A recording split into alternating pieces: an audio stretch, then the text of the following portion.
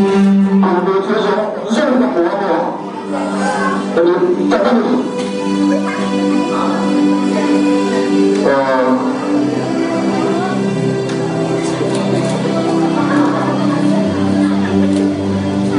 混不成一些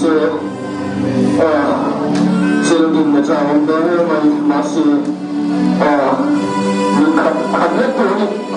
跟决定看来就是了你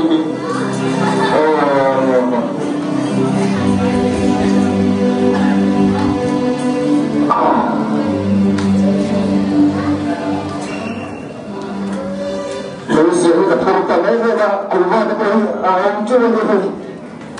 想象力感觉有很多kontrasyon antara turun kemudian sasami kapura tujuan jadwal malam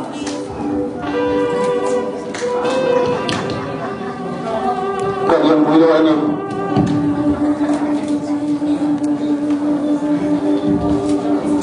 tulang suan kemudian tujuan zona kapur bawah di mata ilmu mata insan mata engin mata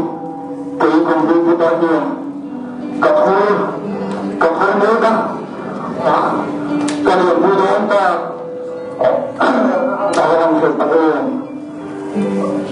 terus